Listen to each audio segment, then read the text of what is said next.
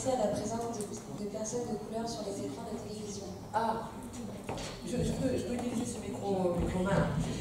Ah, alors, c'est pas par militantisme sauvage, c'est simplement une question d'égalité. En plus de la question d'égalité, c'est que si la France, qui a disposé d'un empire colonial très vaste,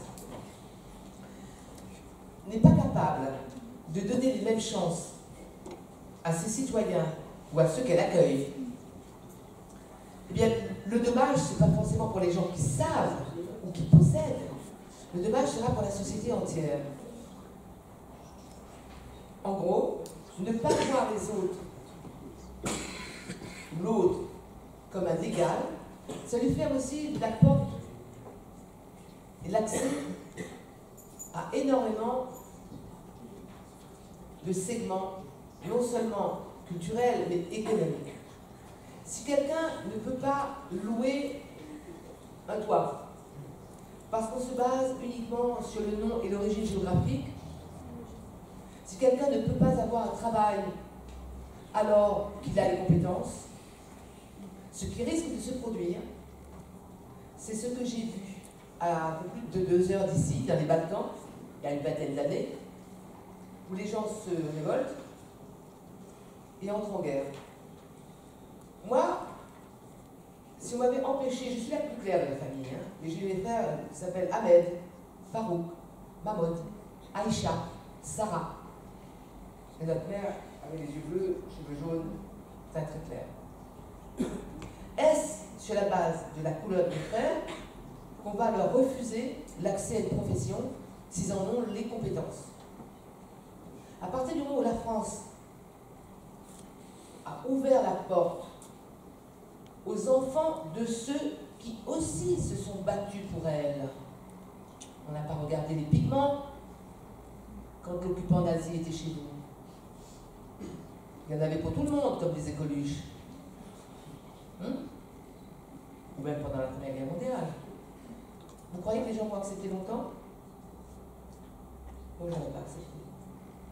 Moi, et je ne suis pas seule, j'en connais plein, je serais devenu un voyou si je n'avais pas pu faire des études à ma place. Je serais devenu un voyou. C'est pour ça qu'aujourd'hui, on me demande souvent d'aller en prison faire de la lecture.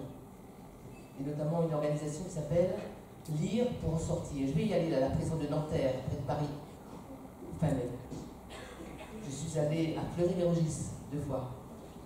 Je suis allée à la prison de Maxville, au-dessus de Nancy. Parce que, vous savez, quand on va en prison, on va en criminel, j'ai trouvé des tas de gens, c'est du côté des femmes. Non, à Nancy, il y avait des hommes aussi. J'ai trouvé des gens qu'on peut croiser à la rue. Des gens comme vous. Des gens comme vous. J'aurais pu être parmi eux. Donc c'est un tout. Si on n'est pas capable d'une société comme la nôtre, qui a connu un grand espace colonial, et c'est pas surtout pas pour faire de la revanche, parce que ça rime à rien. Mais si on veut construire une société où chacun respecte les règles, en revanche, chacun respecte les règles, il faut le faire, c'est dans l'intérêt de tout le monde. Et quand je dis chacun respecte les règles, c'est qu'ici c'est la République française. Et qu'il n'y a aucune raison, et je l'ai vu encore, j'essaie de faire une radio, parce que j'ai du temps de jouer au sport, on est jeudi, mardi, je suis allée faire une radio. J'avais une femme à côté de moi, est arrivée à radiologue, à côté de moi, 105 avenue Charles de Gaulle, Neuilly-sur-Seine. Est arrivé le radiologue, elle avait une mammographie à faire, il faut se mettre torse nu. Elle lui a dit non, moi je veux une radiologue femme. Il a dit ok, très bien. Ok, je vais appeler mes collègues. Pourquoi il a fait? J'ai discuté avec lui après tout, si vous avez averti, appelez-moi. J'ai dit mais vous allez jusque-là? Ah oui, mais sinon, il y a de la concurrence, madame, vous savez, cette dame, elle ira voir l'autre cabinet de radiologie, où elle aura soignant féminin. Bon, jusqu'à un certain point, ça peut arriver, mais jusqu'où? Non, mais je veux pas l'écouter. Jusqu'où? On ne peut pas aller si loin. Tant que c'est à la bonne franquette et que ça ne heurte pas le credo de la République française, ça va. Mais s'il y a des personnes qui sortent du cadre, il ne faut pas non plus discréditer tous ceux qui ont la peau noire, qui s'appellent Sarah, Aïcha, Memona. Et on croit, vous dites musulman, mais vous savez quelle est si j'ai une religion ou pas? Vous savez si mes frères ont une religion ou pas? Moi j'ai un frère qui, en l'occurrence, a été baptisé à 20 ans. Celui qui s'appelle Farouk, qui s'appelle Henri à l'église. Il m'a dit quand il était petit, jusqu'à maintenant, hein, il a 70 ans mon frère. Il parle de sa chemise comme ça, il me dit, il fait une sorte d'oreille, comme ça, et il me dit quand j'étais petit, il me dit, toi, Sarah, un peu cochon, hein? Sarah, un peu cochon. Et toi, t'es un Indien, t'es musulman, tu as peur des cochons. Mais mon frère n'a jamais oublié. Donc on ne stigmatise pas l'autre sur la base de présupposés. Vous, vous êtes éduqués. Si vous rencontrez des gens qui le sont moins, c'est pour ça que vous venez vous voir. Mais expliquez-le leur. Encore une fois, ce n'est pas pour avoir le cœur grand, hein, parce qu'on est dans une société, et si on ne construit pas une société basée sur le respect de l'autre, avec les créneaux de la République, il n'y a aucun doute là-dessus. On ne fait pas de cadeau là-dessus. Là, on ne cède pas. Mais si quelqu'un respecte les codes de la République française, qu'il a les compétences, qu'il se conduit bien, mais il peut être jaune, noir, vert, on s'en fiche. Car sinon, ce qui se passera, c'est ce que j'ai vu dans les Balkans. Mais au reportage Salina, hein, si je vous dis quelque chose, vous pouvez vérifier. En presse écrite, c'est peut-être un peu plus compliqué. Moi, mes reportages sont archivés. Donc sur les 5000, il y a des reportages faits dans ce qu'on appelle les Balkans. Donc c'est à 2 heures d'ici, derrière la frontière italienne, derrière la frontière de l'Autriche. Il y avait les 6 républiques qui composaient la Confédération yougoslave. Et bien, à un moment donné, il y a un type qui est arrivé qui s'appelait Milosevic, en Serbie, et il a décrété que les Bosniaques, qui sont eux aussi, en plus, ils ont les mêmes gueules, hein. Ils ont les mêmes gueules, ce sont des Slaves, mais ils n'ont pas la même religion. Ils ont décrété qu'en Bosnie, parce qu'eux ont été peuplés ensuite et dirigés par l'Empire ottoman, donc ils ont la religion musulmane, supposée. Ils ont décrété que c'était des ennemis de l'intérieur, qu'il fallait les massacrer, qu'il fallait les torturer, mais ils se sont fait la guerre. Et vous savez, quand il y a la guerre, là aussi, hein, je reprends la phrase de Coluche, il y en a pour tout le monde. S'il y a la guerre, s'il y a le feu chez un voisin, s'il y a le feu chez le voisin, mais il y a chez vous le feu. Qu'est-ce que vous croyez? C'est pour ça qu'il ne faut pas allumer la mèche, ni dans ce qu'on appelle les banlieues, parce que vous aussi vous êtes un peu la banlieue, hein. J'ai regardé ce matin en arrivant à la gare. J'ai regardé Tours, la ville de Tours que j'ai connue quand j'avais 22 ans.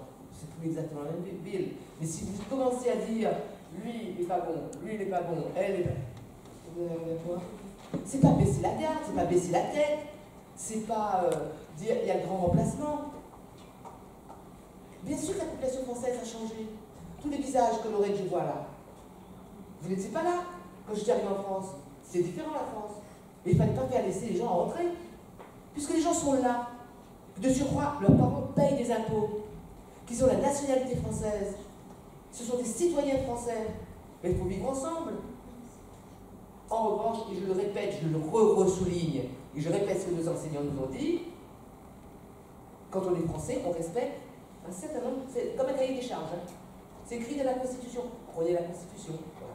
Donc j'ai été un peu longue là-dessus, mais si je parle de cette question de l'égalité, et pourquoi sur les écrans? Parce que c'est fondamental le regard de l'autre. Si on vous parle tous les jours, en disant les Arabes, les Noirs, les Réunionnais, ce sont des voleurs, des machins, mais on finit par le croire. J'ai fait 2 missions à ma demande au Conseil supérieur de l'audiovisuel en Allemagne et aux États-Unis. Les 2 ont été préparés par les ambassades de France, avec les meilleurs contacts, le plus haut niveau, les plus grands réseaux américains, que ce soit CNN, NBC, ABC. Et en Allemagne, je suis allée dans le land le plus peuplé, 16 millions d'habitants, nord de Rheinland-Pfalz, capitale Düsseldorf, grande ville, la plus grande ville d'ailleurs, plus peuplée que la capitale, Cologne. Je leur ai demandé comment ils s'y prenaient. Et tout le monde est confronté au même problème. C'est sûr que le modèle américain est différent du nôtre, parce que lorsque vous allez chez le médecin aux États-Unis, je le sais, je ma fille qui est mariée à un Américain qui vit aux États-Unis. Je n'ai pas besoin de ça pour le savoir, mais je le sais d'autant plus maintenant. Le médecin remplit les colonnes, etc. Religion. Vous voulez ça? On ne veut pas de ça, nous. On ne veut pas de ça. Finalement, ce que les Allemands essaient de faire avec leur système de diversité qui s'appelle EPAC, ils sont un peu à la recherche, comme nous. Moi, j'ai pas. ne peux pas vous parler autrement qu'avec l'expérience que j'ai du terrain. Voilà. Partout où on a essayé de mettre la haine de la tête des gens, ça s'est mal terminé. Hein. Regardez l'Afghanistan. Kaboul, c'est une cuvette à 1500 mètres. Et quand il y avait les troupes du fameux chef Pashtun qui tirait d'un côté, Massoud, bah de l'autre, il y avait celui qui était appuyé par l'Iran, Ekbatia. Ils se sont tirés les uns sur les autres. Bah, au milieu, il y avait Rabat. Et je suis allée à Kaboul, hein, plus d'une fois. Y compris après la soi-disant chute des talibans en 2001. On perd tous à ce jeu-là. Et j'ai été dans des endroits, j'étais si souvent, parce que j'étais plutôt du côté des civils, c'est beaucoup plus intéressant d'être du côté des civils que du côté des militaires. Il faut aller voir les militaires. Et quand vous avez fait des images de tanks et de chars qui avancent, c'est un peu répétitif. Donc vous avez les civils regroupés dans les écoles, souvent c'est dans les écoles. Ils sont alignés comme ça, avec, je sais pas, 40 salles de couchage. Ils ne savent pas ce que sont devenus leurs villages. Nous, vous le voyez, nous, on avait traversé le village, il n'y avait plus rien. Voilà. Moi, c'est juste l'expérience que j'ai fait de Paris. Et je m'en fiche si ça ne plaît pas. Enzo avait une question sur l'Afghanistan, je crois qu'il a déjà répondu. Et peut-être on pourrait se poser la question, si savoir comment tu as choisi un petit peu, est-ce que tu as choisi d'abord les lieux de tes reportages, et si oui, pourquoi, et qu'est-ce qui t'a attiré, est-ce que tu avais un regard particulier? Moi, pour l'instant, mon pouvoir, je vais répondre et je te le rends. Comme ça, de temps en temps, je me mets debout. Alors, est-ce que j'ai choisi les lieux de reportage? Alors, d'abord, j'ai travaillé, j'avais le choix à un moment donné, c'est d'aller à France 2. Et je voyais bien qu'à France 2, c'était pas. J'ai toujours été plus proche de la tonalité France 3, venant de l'île de la Réunion, que de la tonalité France 2. Surtout jusqu'à une période assez récente où France 2, on le sait, on le dit, c'est peut-être que le public ne le sait pas, mais pour les collègues de France 2, bah, France 3, on était des bouseux, ils nous appelaient les bouseux. Mais moi, j'aime bien être bouseuse. Mais la différence entre France 2, c'est qu'il y avait quand même pas mal, ils avaient un staff de journalistes assez nombreux. À France 3, quand on a commencé à faire du reportage à l'étranger, c'était grâce à quelqu'un qui s'appelait, les plus anciens ici le savent, Jean-Marie Cavada. Ça vous dit quelque chose? Qui était vraiment une sommité en matière de journalisme. Je l'ai eu hier au téléphone. Je l'ai eu hier au téléphone parce qu'il se trouve que France 2 est en train de faire un documentaire sur moi, donc ils sont allés interroger ceux qui m'ont côtoyé. C'est dommage, je ne vous ai pas vu. Hein. Enfin bref, quand Cavada a commencé à grappiller des moyens dans les tours France 3 et sa propre force de reportage, on n'était quand même pas très nombreux autour de la table. Un certain nombre, mais bon. Et puis il y avait des gens à la rédaction qui ne voulaient pas aller tourner dans les pays en guerre. Moi je me souviens de collègues, je pense par exemple à quoi? En décembre 89, quand il y a eu la chute de Ceausescu en Roumanie. Je ne vais pas vous enfermer là-dedans, mais bref, aux alentours de Noël, 1989, juste après la chute du mur de Berlin le 9 novembre, il y a eu la révolution de velours, c'était un petit peu avant, mais tout ça, ça tombait comme des dominos en Europe de l'Est. Et donc, pour aller, alors que je revenais de reportage en Allemagne de l'Est avec François Mitterrand, au moment de l'ouverture de la porte de Brandebourg, je rentre à Paris. Et on me dit, est-ce que tu ne veux pas repartir en Roumanie? Et mes enfants étaient petits quand même. Hein. Julien et Elodie avaient 5, 6 ans, 7 ans. Il faut être un peu dingue. Je ne ferai plus aujourd'hui, hein. Je ne ferai plus. Pour se dire, mais c'est tellement géant ce qui se passe là-bas. Oui, je vais y aller. Et puis j'avais appelé le papa de mes enfants. Voilà. Je dis, tu peux garder les gosses. Ah oui, vas-y, comme il avait dit lui-même autrefois, les petits proches du journaliste. Non, oui. Donc ça se fait de fil en aiguille. Après, est-ce que j'ai choisi? Oui, j'ai choisi. Mais avec qui je pars? C'est une question fondamentale. Je ne serais pas partie. Et je pense qu'une fois que je suis partie avec l'un d'eux, et j'ai regretté ma face, je ne serais pas partie avec quelqu'un qui roulait les mécaniques en disant moi j'ai pas peur, j'y vais, tu vas voir, je connais la guerre. Je ne tout pas. Donc il se trouve que d'année en année, de semaine en semaine, quand il y avait des gros coups d'actualité, on fonctionnait par petits groupes, et j'avais 2, 3, ce qu'on appelle JRI, qui est une carte de presse, journaliste, reporter d'images. Puis il y avait Robert Duboul, il y avait Salah Grabi, et il y avait Denis Bassompierre. J'ai fait la plupart, pas tout, la plupart des reportages avec ces trois types-là, qui sont devenus vraiment des amis. Maintenant qu'on n'est plus à la télé ensemble, on est restés des amis. Et avec plus, bon, eux, ils tournaient les images, ils savaient faire du son aussi, mais après, dans les pays où il y a énormément de bruit, on ne va pas aller avec une caméra, le son de la caméra, dans un endroit où ça tonne comme un enfer. Donc il y avait aussi des preneurs de son. Les preneurs de son étaient eux aussi des frères d'armes très précieux. Et j'en ai eu un qui malheureusement est mort depuis peu de temps, Romain Friov, je pense à lui, qui là, et puis un Polonais qui lui comprenait et parlait le russe, le serbo-croate quand on était du côté de Belgrade. Ces gens-là étaient plus que caméraman, ingénieur du son, assistant. On était ensemble, et le monteur. On était ensemble à voir avec 4 fois 2 yeux, à sentir, donc à confronter. Et j'ai toujours cherché, pour ma part, à faire en sorte que mes collègues qui n'avaient pas forcément une réputation ou une carte de presse, qu'on puisse dire, mais qu'est-ce que tu as vu, comment tu as vu les choses? Et à partager. C'est très important ce que je suis en train de vous dire. Parce qu'aujourd'hui, si on envoie une seule personne, admettons que madame, votre prof, fasse tout le reportage toute seule. D'abord, il faut qu'elle prenne une bagnole, qu'elle se gare, ça se passe comme ça. À l'époque, il fallait trouver un endroit branché son matériel, qui était assez lourd, sauf en Libye en 2012. À partir de ce moment-là, le matériel s'est un peu miniaturisé. Mais elle est toute seule à voir. Ce qu'elle voit, elle va le raconter avec ses yeux, sa sensibilité, son honnêteté, certes, mais une vraie part de subjectivité. Peut-être qu'aujourd'hui elle est fatiguée, peut-être qu'elle s'est disputée avec son amoureux, peut-être que les impôts l'ont enquiquinée. Donc elle sera dans une sphère mentale particulière. Si elle est avec 1, 2, 3, 4 collègues, quand même, on ne va pas voir la même chose.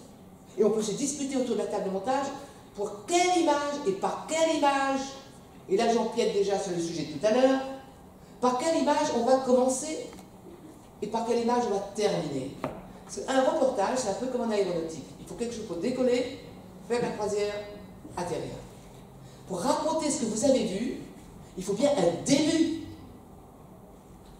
d'une histoire.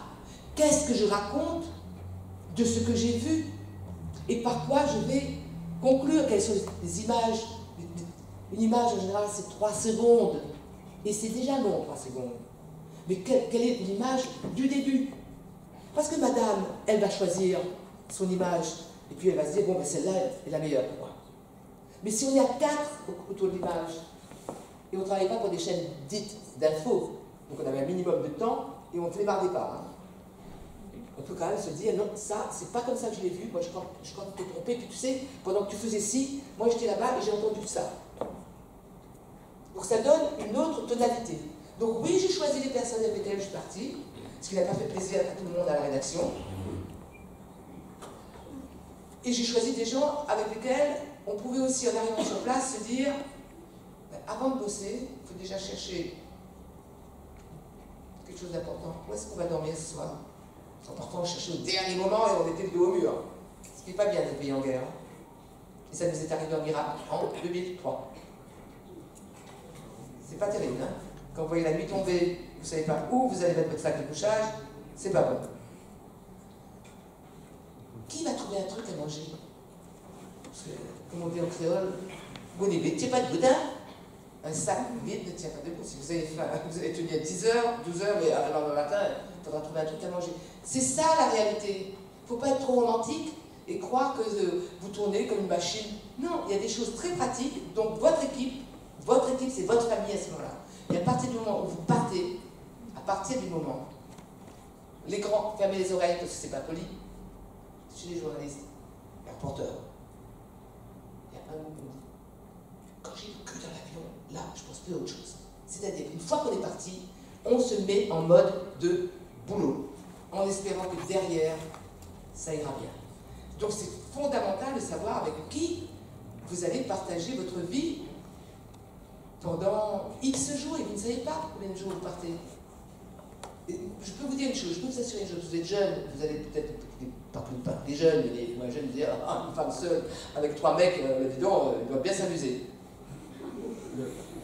Je sors du cadre, mais c'est quand même parce que tout le monde y pense. Et puis cette expérience que je peux vous livrer, personne d'autre ne peut vous livrer cette expérience ici. J'ai connu très peu de gens, très peu de personnes, surtout dans des terrains de guerre, qui pensaient à batifoler. Ils pensaient juste à travailler et à survivre. Parce que souvent on a eu la trouille. Très souvent. Voilà pourquoi avoir la trouille, il vaut mieux avoir la trouille avec quelqu'un en qui vous avez confiance que quelqu'un avec lequel vous n'avez pas grand-chose à partager. Voilà. Mais je ne vais pas manger trop de temps là-dessus. Voilà, il fallait compter là-dessus. Mais est-ce que tu as un angle par rapport à ton enseignement qui t'intéresse?